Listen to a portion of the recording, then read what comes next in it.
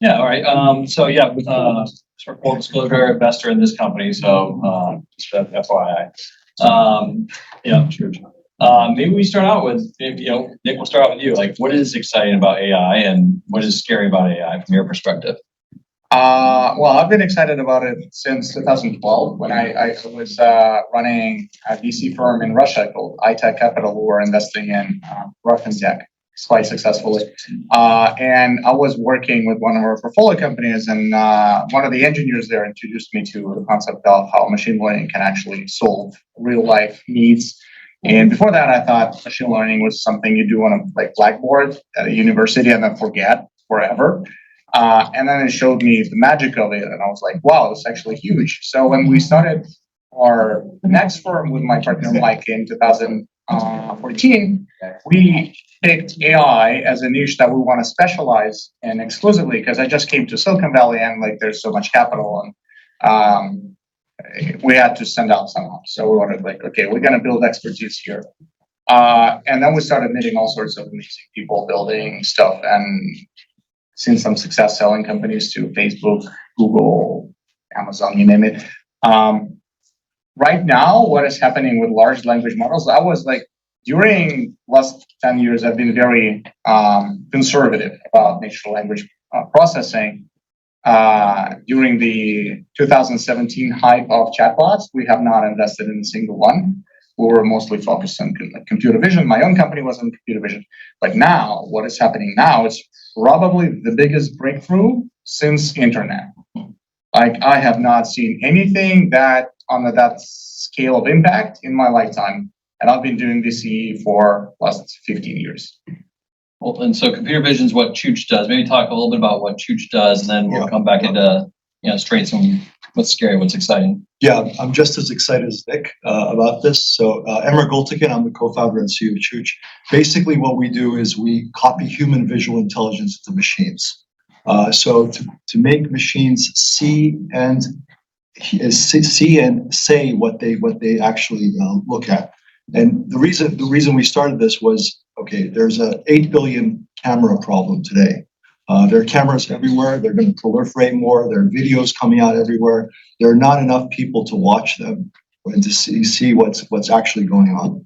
So we said, can we take computer vision and put it into machines so that it could view just like humans do? And so it's a foundational problem. It's not focused on a certain vertical at the time. And we focused on creating the platform. And then obviously, you run into all kinds of issues with the life cycle, the computer vision AI life cycle, and so forth. And so we've been trotting along since 2015. Our first big contract was with the US Air Force.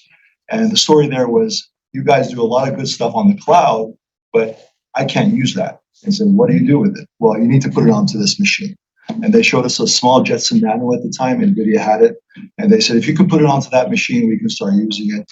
And there started this whole edge deployment of computer vision as well. Now, the new thing is that we see, so as humans, we perceive with our eyes, we think with our minds, and we think in language. So we knew one day that computer vision would somehow connect with language models. And last year we started fusing the two, computer vision and language models. And what we saw was a cognition that went 100x at least. So the computers were able to see a lot better, and they were able to say what they're seeing, and you can actually chat with the videos and images as well. So this revolution that's happening today is not, it's been incremental, and it's very exciting because we finally have something which is closer to AGI than we had before, which was kind of machine learning, small models here and there.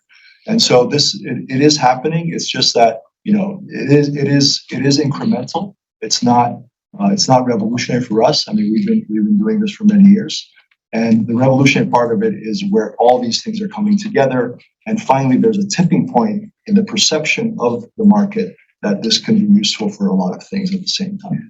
So that's kind of been our journey as a company, and we're still focused on computer vision, but also connected with the LLMs. Yeah. So kind of like an overnight success. That was 10 years in the making. I mean, you were talking about 2014, getting involved there. and ChatGPT kind of an inflection point here that kind of made it I think the big one grab was attention. 2012 Yeah. was when AlexNet came out. So Elias Sutskever, who's the co-founder of OpenAI, was one of the authors of that paper. So AlexNet kind of changed computer vision a lot, and now these versions of natural language and computer vision is incredible. I played around with a robot just yesterday, boldly, that you can tell, like, go grab me a beer. And it drives into your kitchen, finds a fridge, opens it, grabs a beer, and brings it to you. Right. So big jump forward from say 2 or 3 years ago. Yeah, and this like the most beautiful thing about it, the engineer who done it coded it in the night. Yeah. Like from 3 pretty much existing solutions. It's interesting. Michael, maybe talk a little bit about what you see, what you're excited about in AI. It could be visual, it could be NLP, what's exciting and what's a little scary. Yeah, thanks, Sean. I'm Michael Liu. I'm the president and I head up corporate strategy and development at Chooch. Of these gentlemen, I've been doing this for a whopping 3 years. I come from financial services. I've also been a prolific angel investor in about 130 companies the last dozen years. Printed 7 unicorns, First Check in Zapier, Robinhood, Carbon Health, Paystand, Flyer Labs. And my first AI check was actually at the Chooch back in 2016. When I was at City Private Bank covering family offices. But like these guys, I kind of got the bug. I got a little bit bored and actually jumped ship 3 years ago. Today, I kind of head up a lot of the partnerships that we have in the Silicon Valley ecosystem. So we're fortunate to count Microsoft, Intel, VMware, Deloitte, EY, Lenovo, Dell, all as partners. And what's fascinating is that when I joined 3 years ago, I said, what's the playbook and where's the puck going? But I very quickly learned with the computer vision, we are the puck and we're actually starting to write the playbook. And if you fast forward today, it's amazing that all these enterprise partners still don't have a productized computer vision solution right now. It could be in retail, it could be manufacturing, it could be a TSA, it could be CBP, DHS, or even the DoD, as Emma mentioned. And yes, there are some things where we could potentially supplant human capability, maybe the $18 guard who's kind of looking at the same screen and texting and not paying attention to potential security events. On the other hand, we are currently monitoring over 1,000 cameras right now in the state of California for wildfire. Imagine a human being looking at those cameras 24/7, looking for smoke, not fog, not mist, not inversion layer, not marine layer, but actual ground smoke. And where our generative AI has now decreased false positives from 2,000 a week down to 8. And so now, for the first time, I feel like we have an AI for good, a responsible AI that actually can be utilized and save, obviously the state suffers billions of dollars of damage every single year, but also whether a commercial front with an international paper, Weyerhaeuser, or perhaps other states that have fire risks like Colorado or Texas. So that's one example where AI can really help scale human function, right? And for the greater good of everybody. There you guys concerned like in the Elon Musk way of AI could get out of control and we need to take a pause. I mean, what are the thoughts on like good versus evil? And as a founder, I would really want everybody else in the market to take a pause for 6 months. I could use maybe 3 months is fine. I think I could use it. Yeah.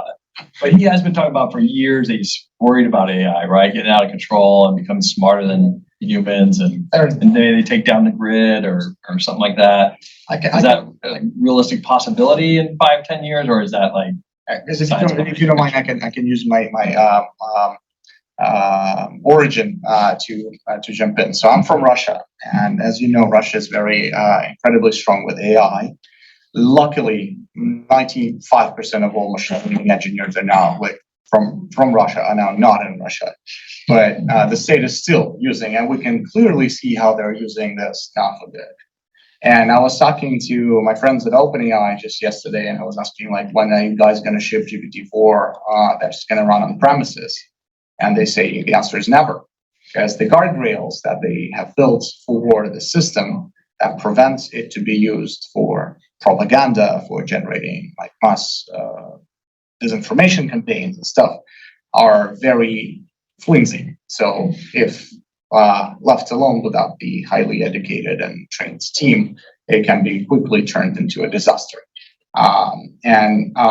It's not even talking about what like Eliezer Yudkowsky is talking, or like what everybody else is talking about, like AGI becoming the most efficient business on the planet, and then basically making all of the money in the world and collapsing the world economy, or misalignment in the AI taking.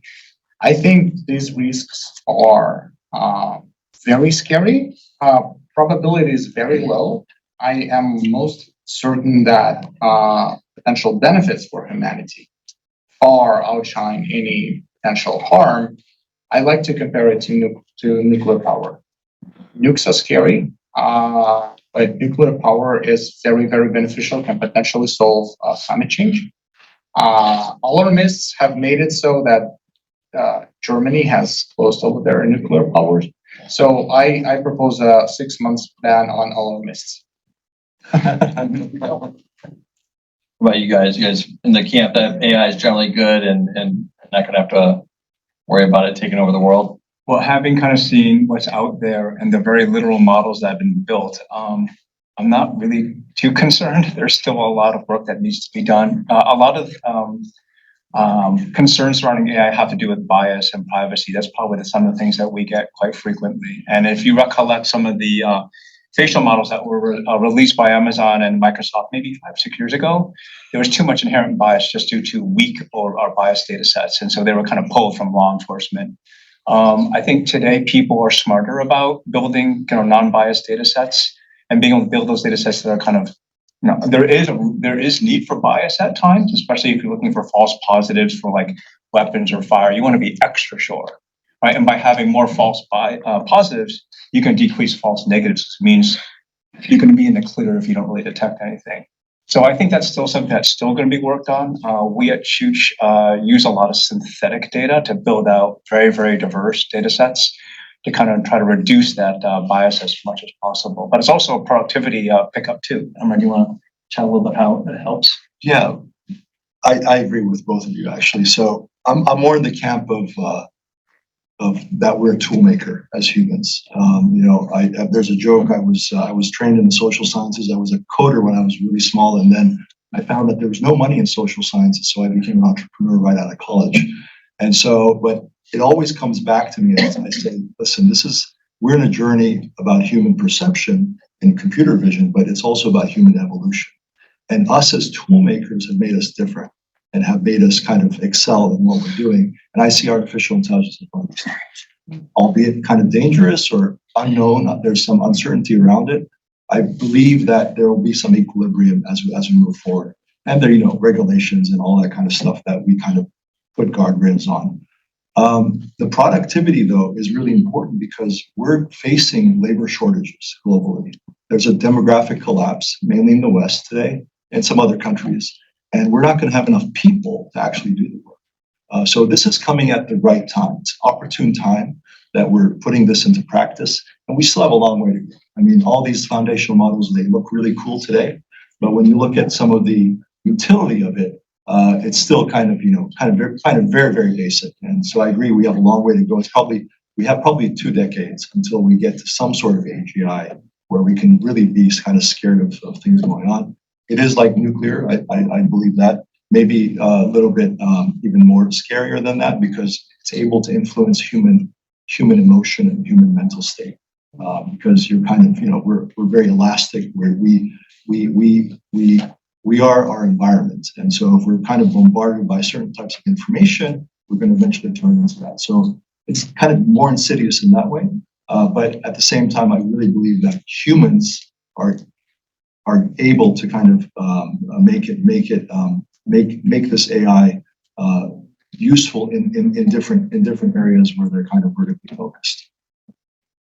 What do you guys think of Microsoft's big check into OpenAI? I mean, that was pretty shocking, right? And kind of revitalizes the Microsoft franchise in a certain sense, it seems like. Well, they've had a relationship for a long time. Yeah. So their first check-in was about $1 billion. That was back 4 years ago. So it was an inevitable kind of journey, I think, in that sense. But yeah, I mean, obviously, now you have this, fight between these big companies. And It does seem like kind of like Apple and Google kind of missed the boat here a little bit, but Google's got doing Bar better. and got, So my fund is based on so all of our LPs are private individuals, and we have 100 of them, and most of them are employed by Microsoft, Google, Amazon, like all the big corporations. So we do see a lot of stuff like over their shoulder that we're like officially not supposed to see.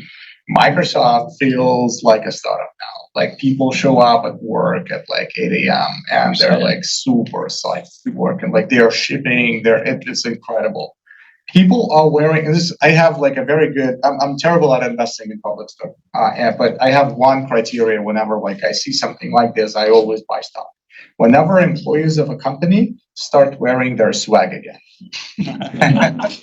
So yeah, I've like my LPs who work at Microsoft wear Microsoft t-shirts in Silicon Valley. Yeah. Like Right, that is cool right. again. And well, and also I want to say that Sam is a damn hero, Sam Altman. I did not see, like, I don't think this is public yet, but from like what looks to me, he did not, there were like rumors that he's going to sell 49% of the company to Microsoft for $10 billion. So apparently he did not quite take that $10 billion check. They restructured it. So most of it goes towards Azure servers that gonna like, so it's like credits for OpenAI. And Microsoft only has 49% of the profits until they recoup the investment. But then it goes back to 25%. And so Sam stayed independent. Yeah, that's interesting. And again, he's a damn hero for not taking any equity in OpenAI. That is incredible. Well, Sam certainly probably seen more deals than anybody, right? I mean, Yeah. it's Y Combinator experience and probably knew exactly how to negotiate that deal. So like if you look at the competitive landscape globally, like how is it fragmented out with China and the US and Europe, and what are you guys seeing there with AI in terms of where the different regions are? So we're on the ground. So we do a lot of smart city deployments here in the U.S. and also overseas, Singapore, and recently we're in Saudi Arabia doing a smart city deployment, and we constantly run into a Chinese company called SenseTime. So the Chinese are really into this, and we've talked. The previous session talked about it. And do they give that product away? Like, I mean, Not really, no. Kind of undercut it. Like, I mean, with Huawei and stuff you see in the Middle East as well. And The Chinese will sell the hardware and give everything else for free to get their foot in the door. Yeah. A little back door while they're at it at the same time. And Yeah. I've seen this in Dubai, right. them selling. Yeah. So we also believe in collaboration, but it's really hot right now, so we can't really do that type of collaboration. But at the same time, I think we have to be cognizant that there is this kind of AI French race, and that we're kind of losing that in many ways. And whoever kind of loses that is going to lose the economic war as well. So we need to be careful. I think the fact that they're so aggressive about it makes us aggressive. So the competition helps everybody, I think, at the end of the day. But at the same time, what we're seeing in China and also here in Silicon Valley and in the US and in general, North America, it's positive that everything's moving in a sort of in this very high end, in this very big impetus that we're in. But definitely in Europe, there isn't much going on. I mean, there is, but it's not significant. And so I would say it's bipolar. So it's U.S., North American, and China. There's I've been sponsoring ODS.ai. It's just a nonprofit community of Russian-speaking data scientists, 60,000 of them, and 58,000 of them are now outside of Russia. So Russia's out of the race. Yandex has lost 6,000 people out of 18,000 that I had. And like the way their CEO told me, it's like not 6 out of 18, it's 6 out of 6 that mattered. And he himself is also in Israel. So they set up a new firm called Nebius. They are now they're partnered with the Israeli government, and they're trying to be Azure for Europe. So right now, NVIDIA is kind of deciding, like, for anything working in cloud, such as large language models, NVIDIA is kind of deciding who's allowed to play the game. If you don't get like a quota on H100s or A100s, you cannot do large language models on a competitive scale. And another interesting fact is that GPT-4 cost about like $5 billion. GPT-5 is probably going to be $50 billion. But at the same time as they're pushing the boundaries and like extending the cutting edge, it is cheaper and cheaper to become a follower. So right now, our portfolio company has managed to create their own foundational model that is comparable to GPT-3.5 with a budget of $300,000. It's interesting. It's like it has become very cheap. So when you say it's going to cost 50 billion, is that like in terms of like the hardware to be able to run it? What do you mean? Yeah, It's all Yeah, computer. it's all the computer. It's like if you want to invest in AI safely, build nuclear plants. Yeah, yeah, It's like no matter who's going to win, like they will need electricity. yeah. And then the edge computing versus the cloud. I mean, I guess edge is a military thing where they need to have that security ring fenced or Not that. Not necessarily. So we need it in cars and robots and My company, Yeah. Cherry Labs, was doing actually the same Judson Nana. We had like a smart camera that we used for elderly care. Mhm. We saved 18 elderly people here in Palo Alto. And we pivoted into enterprise workplace efficiency because they paid better. Yeah, that kind of that is sounds sour and it feels sour. Yeah, it doesn't have the convenience of cloud, but certainly from a PII perspective, it's important. High availability, it's important. Any three-letter agency that can't afford to go down and lose internet connectivity needs obviously edge. Medical, and just pure data throughput. If you've got a lot of video out in the field that you need to analyze, you can't pump all that video back into a cloud to analyze it. You got delays, you got expense, you run the risk of not performing the functions that you actually want. So there's lots of use cases while you'll want an edge device, i.e. a server in the office, in the warehouse, ruggedized in an oil field, or along, a border between countries. So that big leap forward that you saw with the robot being able to go put it together, like, okay, I need to go to the kitchen, find a fridge, to open the fridge, to get the beer. I got to find my route back. Do you think that we're going to see a big jump forward in terms of the driverless cars and what have you there? Talked about for the last 10 years. So driverless cars are, I passed on all opportunities to invest in driverless cars so far. I think there's a problem much bigger than cognition or computer vision is that cars still don't have a standard to communicate with each other. And that's like a problem that prevents, fully autonomous driving.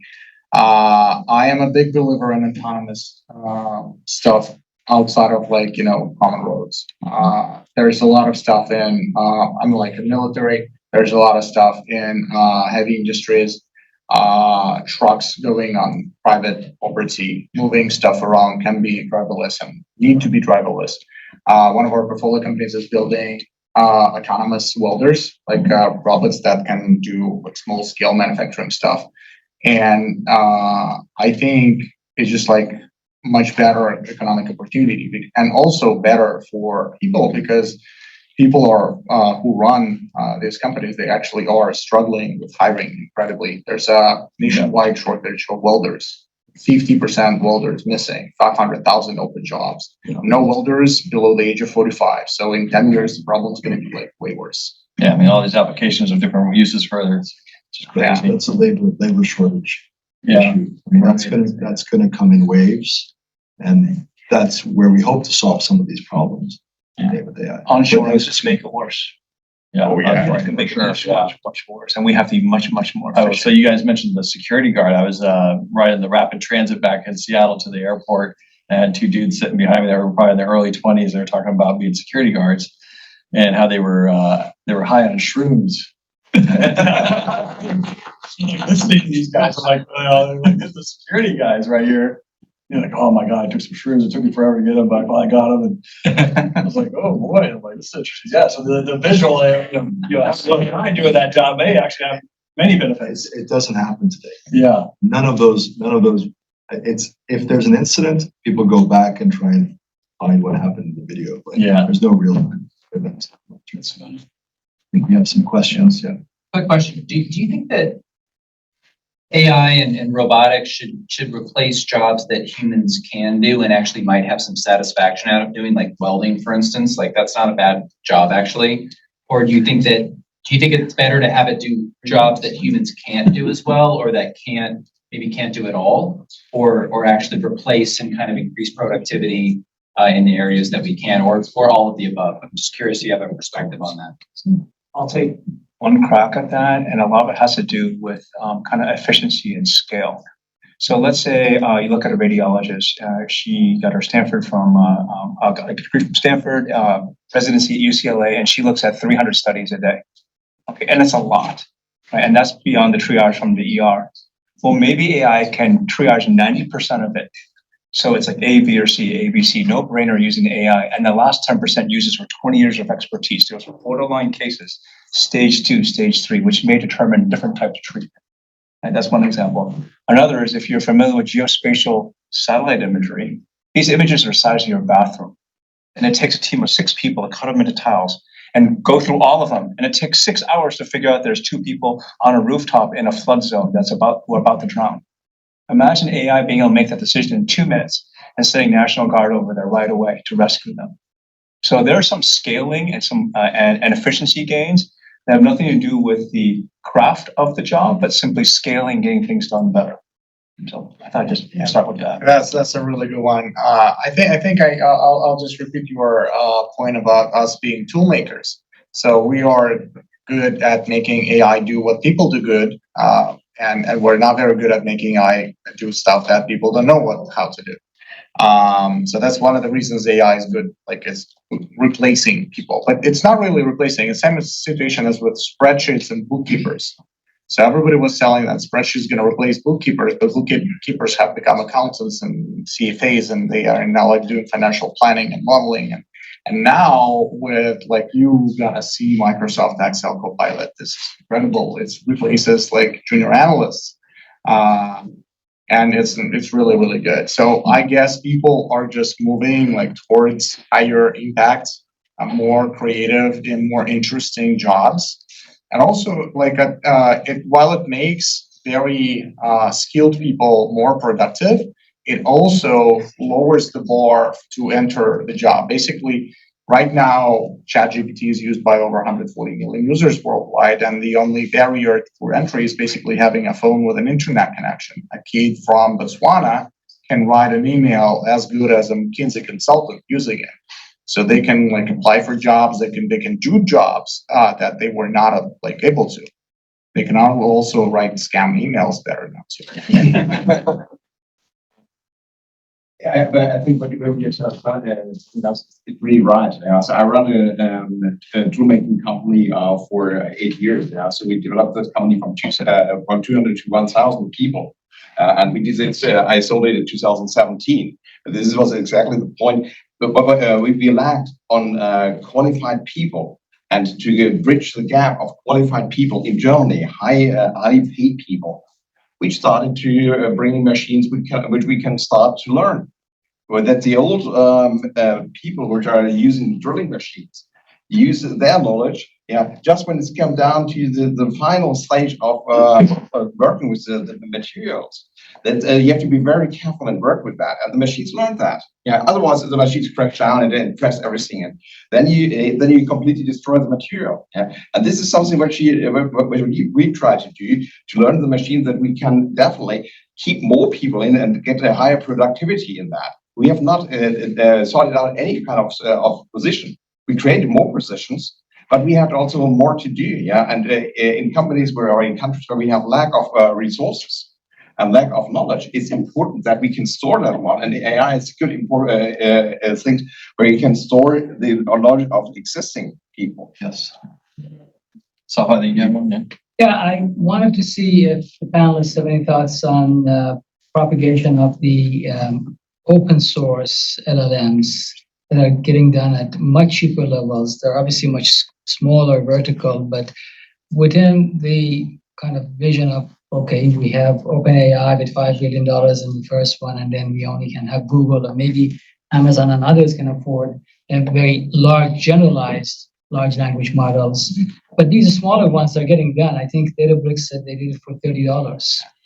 So what is your vision in terms of how that would propagate, and what are the use cases for that, and where would the balance be? That's an incredibly good question. We gave it a lot of thought, and we invested in a company that is doing their own small models that are somehow similar to Stanford Alpaca or Facebook Llama or Meta Llama, and they're about like 300K to make because you got to do several training runs. But yeah, ultimately they can run on a Raspberry Pi. So you can, which is like what, $60 or something like this. So you can make $40. You can make a teddy bear that comes up with a new bedtime story each night. Hopefully no horror. But I think this entry level AI is going to become very, very accessible. And there's going to be a market for it. But it's with anything in AI, is built on several pillars. The first pillar is science. If the science is good, if the paper on which the technology is based is good, then it's probably gonna have a good chance of being good. But it really cannot perform without being engineered into a very good product. A lot of LLMs have this, like they do amazing Twitter demos where people just like share like a footage of their LLM coming up with something smart. But I have the very same problem that I have with most Chinese AI papers. I cannot replicate them.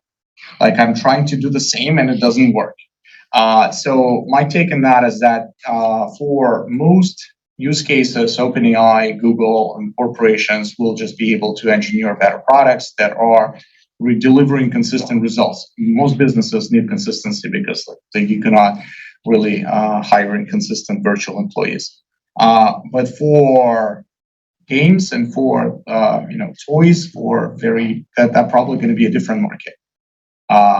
Sometimes there's the accuracy does not need to be there. Like sometimes it's just like has to be creative. So there's a very good parameter in this model called temperature. If you like the way I explained it to my daughter was like, okay, if you set temperature to 0, ChatGPT becomes German. If you set it to 100, it's Italian. She's like, okay. Eric got a question. Hi, I'm Eric Forst, the founder and CEO of Foxy. We're a Web3 CRM. and I'm also an advisor to Angio Social AI.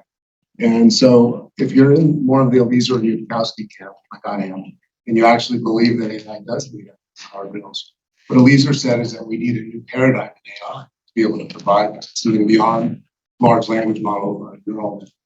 So have you seen any startups that are trying to work on that problem with a completely new approach? Great question. We talked, so Eliezer offered me a 100K bet in December that ChatGPT 4 is not going to cause any turmoil. That was funny. I should have taken it. So actually, Gary Marcus, one of the people in Eliezer's camp, is building a startup called Valid.ai. So he's trying to use symbolic networks to find propaganda and bias in internet. I'm not a big believer in this technology, but we have a company in our portfolio called Optic XYZ, and they started. I like how the founder put it. He said, I raised a seed round of 15 mil to find all fraud in NFTs. I accomplished this mission prematurely. All NFTs are fraud. So I still have 14 million left. And he pivoted into finding all AI generated images. And I think technology like this is crucial. We will need to deploy it on a huge scale because humans are very easily tricked. Not only humans, it was this saying that repeat a lie 100 times and humans will believe it. Now repeat a lie 1,000 times and AI will believe it. That's another problem. So yes, most definitely there's a market for startups like this. I think one of the places where there's a lack of people is in government, whether it's immigration or whether it's air control and all these different places. So I think AI could play a very important role, right, in filling those holes. What do you think? It's interesting. You guys want to jump in? What's the question? Yeah, so we've been working with the U.S. government for for about 4 years now. And so there are pockets to it where they're trying to adapt AI into, but they're very slow movers, as you can imagine. So with anything that has to do with the government, it's usually the DoD that takes the first stab at things, and then it kind of trickles down to the IC community. We're now working with CBP, DHS, and so forth. So yes, it's definitely to make the government actually more efficient and productive. We do need these tools in there, but they're still not. They haven't actually taken up the previous tools yet. So they'll have to leapfrog into AI. So we'll see how that works out. But, Maybe Clay could expand on that. What do you guys see in Jose that was interesting with that you could do with AI or elsewhere? Well, it makes a lot of really interesting questions. Like I was trying to use it to draft policy documents, much to the chagrin of our mayor, and we couldn't really figure out like what the bias was in it. And it's really interesting if you ask it to produce a policy on privacy, let's say, like what is it actually influenced by? And does that same model work in Texas and California and Europe? I mean, I think the lack of clarity around the actual training data and why it's producing that information makes it really difficult to use in those type of contexts, at least for government. But for other things in ops, like, I mean, there's so many people that don't do anything in government. And there's so much need for people that actually do stuff like firefighters, cops, social workers. Everyone's trying to hire more of those. So imagine we can shift the stack of human resources and headcount towards people that actually go out and improve quality of life. That's a huge opportunity. Let me.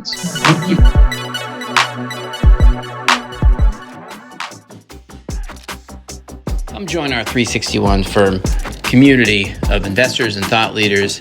We have a lot of events created by the community as we collaborate on investments and philanthropic interests. Join us.